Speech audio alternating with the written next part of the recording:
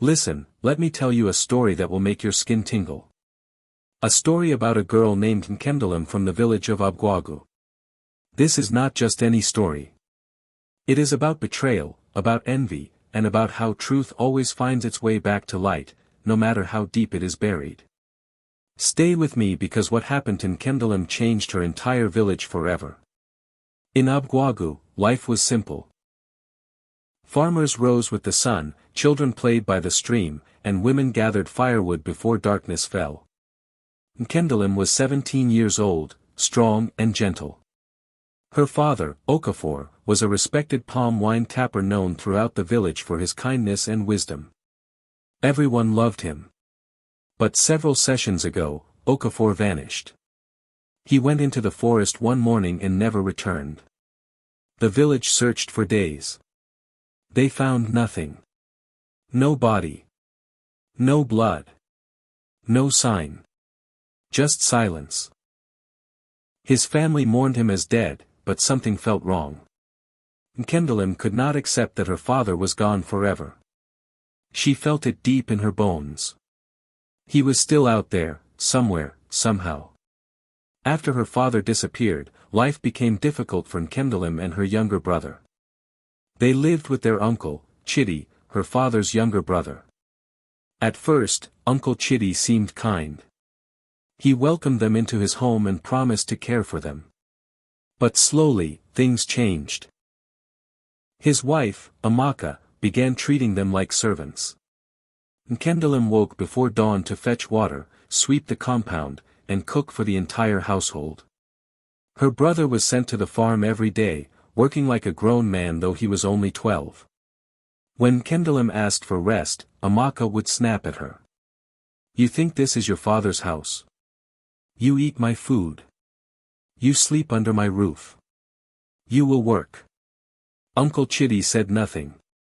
He watched but never defended them. Sometimes Nkemdilim caught him staring at her with a strange look in his eyes. Not anger. Something else. Guilt, maybe. Or fear. The other villagers whispered. They noticed how quickly Uncle Chidi had taken over her father's land. How he now owned the palm trees that once belonged to Okafor. How he suddenly had money to buy new wrappers for his wife and hold feasts. Someone benefited greatly from Okafor's disappearance, the women murmured at the stream. One evening, as the sun began to sink low, Nkemdilim was sent to gather firewood. The forest was growing dark, and she hurried, balancing the bundle on her head. The air was thick and still. No birds sang. No insects buzzed. Just silence, heavy and unnatural. She heard a rustle behind her. At first, she thought it was the wind. But when she turned, she saw it. A massive serpent, thicker than her waist, sliding through the grass. Its scales gleamed like wet stones in the fading light. Nkemdilim froze. Her breath caught in her throat. The serpent moved slowly, deliberately, its eyes locked on her. She took a step back. The serpent moved forward. She stepped to the side. It followed. Panic flooded her chest. She tried to run, but her legs felt weak. The serpent was faster. It slithered ahead of her and blocked the path. Its body coiled, its head raised high. Nkemdilim's heart pounded so hard she thought it would burst. The serpent opened its mouth wide, and she closed her eyes, waiting for the end. But what came next was not a strike. It was a voice. A human voice. Her father's voice. Nkem. The name echoed through the forest. Nkemdilim's eyes flew open. The serpent's mouth was still open, but the voice that came from it was unmistakable. It was her father's voice. Deep, warm, and filled with sorrow. Nkem, my daughter. She staggered backward, her mind spinning. This could not be real. Serpents do not speak. Serpents do not know your name. She shook her head, trying to wake herself from what must be a nightmare. But the serpent did not vanish. It remained there, watching her with eyes that suddenly looked familiar. Too familiar. Pomi, she whispered, using the childhood name she had called him. Pomi, is that you? The serpent lowered its head slowly, and a sound like a sigh escaped its throat. Yes, my daughter. It is me. I am not dead. Nkemdilim's knees buckled. The world tilted. She tried to speak, but no words came. Her vision blurred, her body went limp, and she collapsed onto the forest floor. Darkness swallowed her. When she woke, the sky was darker. Stars blinked above. And the serpent was still there, watching her quietly, waiting. Nkemdilim sat up slowly, her head pounding. She touched her face, her arms, making sure she was still alive. The serpent had not moved. It lay coiled a few feet away, its eyes fixed on her. You fainted, her father's voice said gently. I am sorry, my daughter. I did not mean to frighten you. She wanted to scream. She wanted to run. But something in his voice held her in place. It was him. She did not understand how, but it was truly him. How, she whispered, her voice breaking. How is this possible? The serpent's head dipped low, as if in shame. I was cursed, Nkem. Someone from our own compound betrayed me. Someone who smiled at my face while plotting my destruction. Her chest tightened. Who? Who did this to you? The serpent tried to speak, but suddenly its body jerked violently. A terrible sound, half scream, half hiss, tore from its throat. The ground beneath them trembled. Trees shook. Leaves rained down. Pomi. Nkemdilim cried, crawling toward him. But the serpent writhed in pain, thrashing against invisible chains. I cannot say the name, it gasped. The curse, it will not let me. But listen carefully, my daughter. Do not trust the one who smiles too quickly. The serpent's body went still. Its breathing slowed. The forest fell silent again. Pomi, please, Nkemdilim begged, tears streaming down her face. Tell me what to do. How do I save you? You must find the truth, the serpent whispered weakly. You must uncover what was hidden. But be careful, Nkem. The one who did this will not let you live if they know you have seen me. Fear wrapped around her heart. I do not understand. How do I find the truth if you cannot tell me? Watch closely, the serpent said. The guilty always reveal themselves. Look for the signs. Look for the one who gained the most from my disappearance. Before she could ask more, the serpent began to move, sliding backward into the shadows. Go home now, my daughter. Do not speak of this to anyone. Not yet. Trust no one. Wait, she called, but the serpent was already gone, swallowed by the darkness. Nkemdilim stood alone in the forest, trembling, her mind racing. She gathered her firewood with shaking hands and walked home slowly, her heart heavy with a secret too dangerous to carry. When Nkemdilim entered the compound, Uncle Chitty was sitting outside, sharpening his machete. He looked up as she approached, his eyes narrowing. You are late, he said sharply. Where have you been? She kept her face calm, though her heart pounded.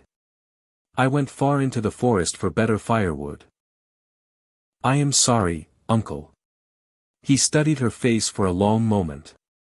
His gaze made her skin crawl. You are trembling, he said slowly. Why are you trembling? She forced a smile. It is nothing, uncle. Just the cold. Amaka appeared in the doorway, arms crossed. Cold, she scoffed. The night is warm. Stop lying and go cook the food. We are hungry. Nkemdilim nodded quickly and hurried to the kitchen. But as she passed Uncle Chitty, she caught the way he watched her. There was something in his eyes. Something dark. Something guilty. That night, as she prepared the meal, her hands would not stop shaking. Her father's words echoed in her mind. Do not trust the one who smiles too quickly. She thought of Uncle Chitty. How quickly he had taken them in. How quickly he had claimed her father's property. How quickly he smiled when others were watching. The next morning, an old woman named Mama Ngozi pulled Nkemdilim aside at the stream. Mama Ngozi was the oldest woman in the village, her back bent with age, but her eyes still sharp. Child, she whispered, glancing around to make sure no one was listening. I need to speak with you. Nkemdilim set down her water pot. Yes, Mama. Strange things have been happening since your father vanished, Mama Ngozi said quietly. Animals dying for no reason. Wells drying up suddenly. The land feels wrong. Nkemdilim's throat tightened. What do you mean, Mama? The old woman leaned closer. Your uncle. He has been acting strange. Visiting the forest at odd hours. Whispering to himself. And his wealth, child, it appeared too quickly. No man becomes rich overnight unless something unnatural is helping him. Nkemdilim felt cold despite the morning sun. You think Uncle Chitty had something to do with my father's disappearance? Mama Ngozi did not answer directly. She only looked at Nkemdilim with sad, knowing eyes. Be careful, my daughter. Someone benefited greatly from your father's absence. And people who gain power through darkness will do anything to keep it. Before Nkemdilim could respond, Mama Ngozi walked away, leaving her alone with a growing dread. Over the following days, Nkemdilim watched Uncle Chitty carefully. She noticed things she had missed before. How he flinched whenever someone mentioned her father's name. How he avoided looking at her directly. How he always seemed nervous when elders visited. One afternoon, while cleaning his room, she found something that made her blood run cold. Hidden beneath a pile of old cloths in the corner was a small leather pouch. She recognized it immediately. It was her father's charm bag, the one he always wore around his neck. The one that was supposed to protect him. Her hands trembled as she opened it. Inside were dried herbs, cowrie shells, and a small carved figure. But there was something else.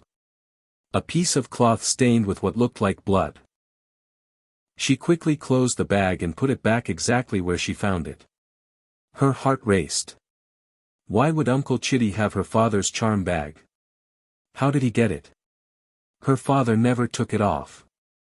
The only way someone could have it was if they took it from him. Or if they were there when something terrible happened. That night, she could barely eat.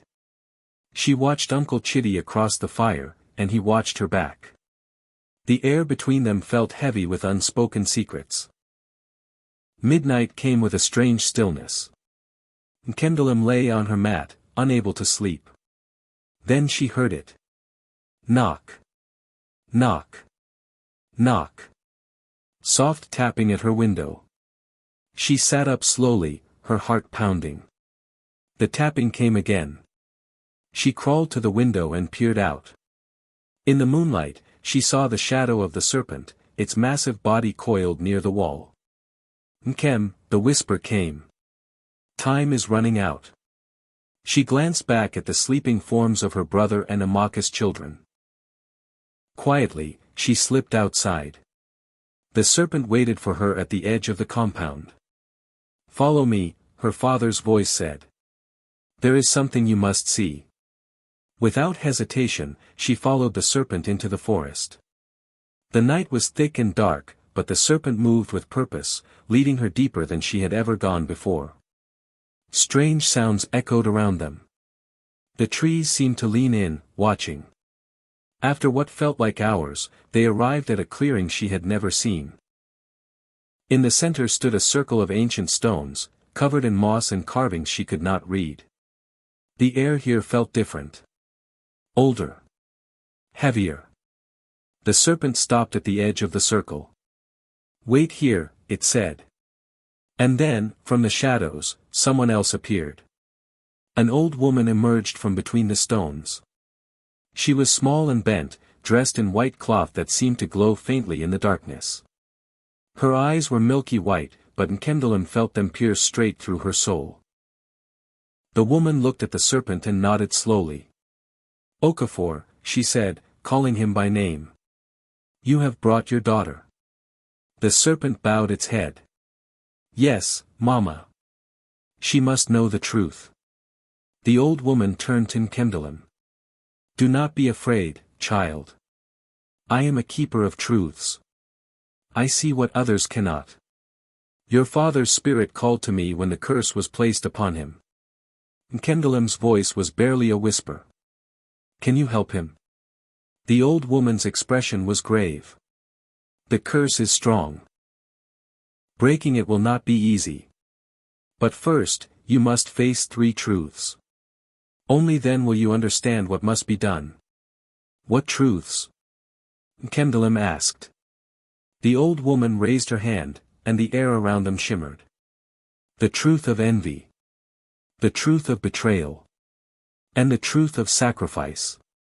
Are you ready to see, child?" Nkemdilim glanced at the serpent, at her father trapped in that terrible form. She nodded. "I am ready." The old woman closed her eyes and began to chant. The world around them dissolved into light. Nkemdilim found herself standing in a vision. She was no longer in the stone circle. She was in her uncle's compound, but it was years earlier. She recognized the younger version of her father, strong and smiling, talking with Uncle Chitty. They were brothers, laughing together. But as she watched, she saw the way Uncle Chitty's smile faded when no one was looking. She saw the envy in his eyes when villagers praised Okafor. She saw the bitterness when Okafor was chosen to speak at important gatherings instead of him. "Why is it always him?" Uncle Chitty muttered to himself one night. "Why does everyone love him? I am his brother. I work just as hard. But no one sees me. They only see him." The vision shifted. Nkemdilim watched as envy grew like a weed in her uncle's heart. Small at first. Just jealous thoughts. Then resentment. Then anger. Then something darker. One night, Uncle Chitty visited a woman known for dark spiritual work. "I want what my brother has," he told her. "I want his respect. His wealth. His position." The woman smiled coldly. "That can be arranged. But it will cost you." Uncle Chitty did not hesitate. "I will pay any price." Nkemdilim's stomach turned as she watched her uncle betray his own blood. The vision continued. Nkemdilim saw Uncle Chitty meeting the woman again, this time deep in the forest. With them was something else. A presence. A spirit that moved like smoke, its form shifting in dark. "This spirit will give you what you desire," the woman said. "But in exchange, you must give it a life. A life close to you. A life that matters." Uncle Chitty's face twisted with conflict. For a moment, Nkemdilim thought he would refuse. But then greed won. "What must I do?" he asked. The dark spirit spoke in a voice that made the trees tremble. "Bring your brother to the sacred grove. Lure him with lies. We will do the rest." Nkemdilim watched in horror as her uncle agreed. She saw him approach her father days later with a false story about hidden palm wine deep in the forest. She saw her father, trusting and kind, follow his brother into the trees. She saw them arrive at the grove. And then she saw the betrayal. Uncle Chitty stepped back as the dark spirit emerged. Her father realized too late what was happening. "Chitty, what have you done?" Okafor cried. But Uncle Chitty only turned away, unable to look his brother in the eye. The dark spirit wrapped around Okafor like chains. The transformation began. Nkemdilim screamed as she watched her father's body twist and change. His arms fused to his sides. His legs merged together. Scales erupted across his skin. His voice became a hiss, then a roar, then finally, a broken sob. "Chitty, please," he begged. "We are brothers." But Uncle Chitty had already disappeared into the shadows, covering his ears to block out the screams. The dark spirit laughed, a sound like grinding bones. "You will live as a serpent until the truth is revealed. And your brother will live with the weight of his sin." The vision faded. Nkemdilim found herself back in the stone circle, tears streaming down her face. She fell to her knees, sobbing. "He did this," she whispered. "My own uncle did this to you." The serpent moved closer, its voice filled with ancient sadness. "Now you see the truth of betrayal, my daughter. Envy is a poison that destroys from within." The old woman placed a hand on Nkemdilim's shoulder. "There is one more truth you must face, child.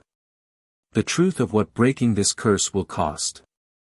Nkemdilim looked up, her eyes red from crying. "What do you mean?" The old woman's face was solemn. "Every curse requires a price.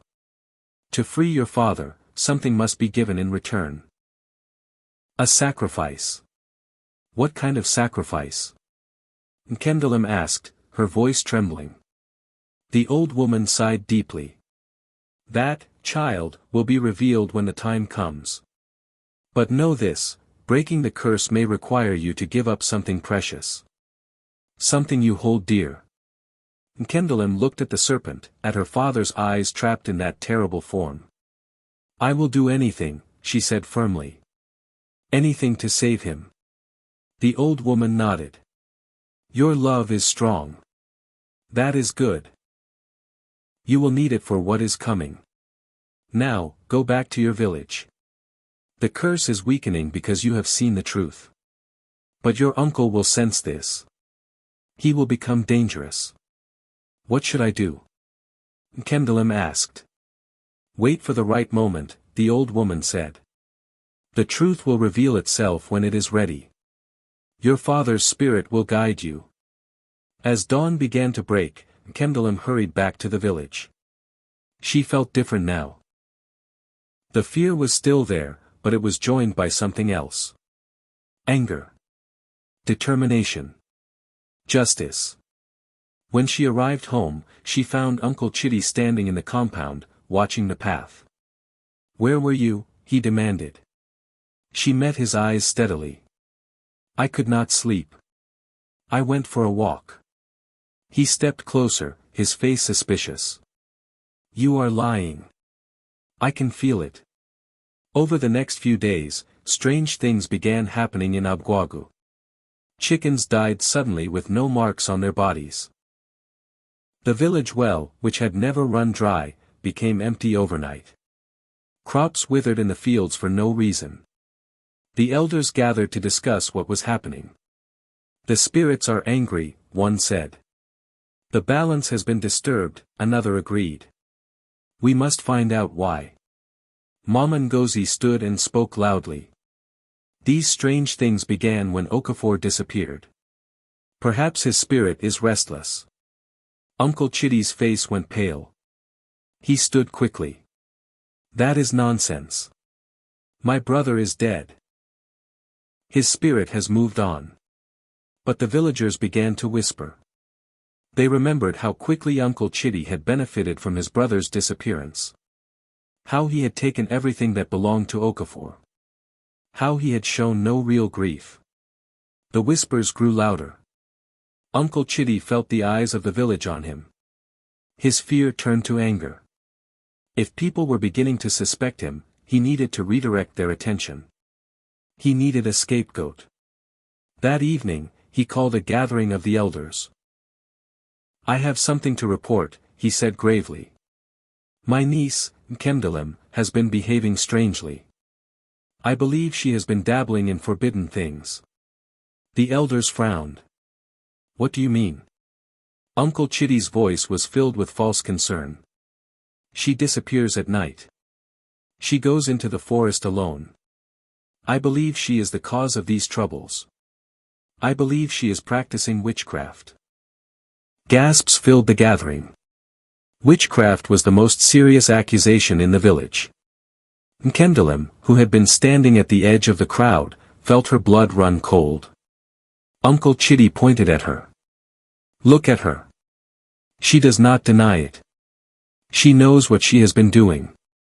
That is a lie." Nkemdilim shouted, stepping forward. "I have done nothing wrong." But Uncle Chidi continued, his voice rising. "Ever since my brother disappeared, she has been strange. Distant. Secretive. And now, with all these terrible things happening, I fear she is calling dark spirits to our village." The elders looked at each other uncertainly. One of them spoke. "These are serious accusations, Chidi. Do you have proof?" Uncle Chidi hesitated only a moment. "I have seen her with my own eyes. Speaking to the darkness. Performing rituals. It was a complete lie, but fear makes people believe terrible things." Some of the villagers began to nod. "She must be questioned," one elder said. "Bring her before the council tomorrow. We will hear her testimony." Nkemdilim's heart pounded. She looked around at the faces of people she had known her whole life. Most looked uncertain. Some looked afraid. A few looked suspicious. Uncle Chidi smiled slightly, thinking he had won. But what he did not know was that the truth was already stirring, ready to break free. That night, as Nkemdilim sat alone in the dark, the serpent appeared at her window once more. "Do not be afraid," her father's voice said. "Tomorrow, the truth will be revealed." "How?" she asked desperately. "Uncle Chidi has turned everyone against me. They think I am a witch." "Trust me, my daughter," the serpent said. "When you stand before the council, speak the truth. Do not hold back. The spirits are watching. They will not let injustice stand." Nkemdilim nodded, though fear still gripped her. The next morning, she was brought before the council of elders. The entire village gathered to watch. Uncle Chidi sat at the front, his face arranged in false concern. The head elder spoke. "Nkemdilim, you have been accused of practicing witchcraft and causing harm to this village. What do you say?" She stood tall, though her legs shook. "I say that I am innocent. I have done nothing wrong." Uncle Chidi jumped to his feet. "She lies. I have seen her," but before he could finish, the sky suddenly darkened. Thunder rolled across the heavens though there were no clouds. The villagers looked up in fear. The wind picked up, swirling dust around the square. And then, from the forest edge, the serpent appeared. Massive. Gleaming. Terrifying. People screamed and scattered. But the serpent did not attack. It moved straight toward the center of the gathering. The serpent's voice thundered across the village square, deep and powerful, carrying the weight of truth. The truth must be seen. The ground beneath them trembled. The elders fell back in shock. Uncle Chidi's face went white as death. "No," he whispered. "No, this cannot be happening." The serpent raised its head high. Around them, the air began to shimmer and glow. Nkemdilim felt a strange warmth spread through her chest. The old woman from the forest appeared suddenly, standing in the center of the square though no one had seen her arrive. She raised her hands, and the shimmering light grew brighter. "Witness the truth," she commanded. And then, like a wave washing over them, everyone in the village saw what Nkemdilim had seen. The visions appeared in the air above them, clear as day. They saw Uncle Chidi's envy. They saw his meetings with the dark spirit woman.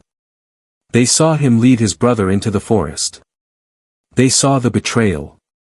They saw Okafor's transformation into the serpent. They saw everything. The villagers gasped and cried out. Some wept. Others shouted in anger. All eyes turned to Uncle Chidi. "You did this," the head elder said, his voice shaking with fury. "You betrayed your own brother. You cursed him. You let us believe he was dead. Uncle Chitty tried to speak, but no words came. His mouth opened and closed like a dying fish. The evidence was undeniable. Everyone had seen the truth. Murderer, someone shouted. Betrayer, another cried. The crowd surged forward, but Uncle Chitty suddenly broke free and ran. He sprinted toward the forest, his face twisted with terror. You cannot run from this, the old woman called after him. But Uncle Chitty did not stop. He crashed into the trees, branches tearing at his clothes and skin. Behind him, the village gave chase, but the forest seemed to swallow him. Deeper and deeper he ran, until he found himself in the same sacred grove where he had betrayed his brother. He fell to his knees, gasping for air. Help me, he cried out to the dark spirit. I did what you asked. Protect me now. For a moment, there was only silence. Then the ground began to tremble. The dark spirit emerged, but it was not there to help. It was there to collect. You made a bargain, the spirit hissed. You gave your brother's life for power.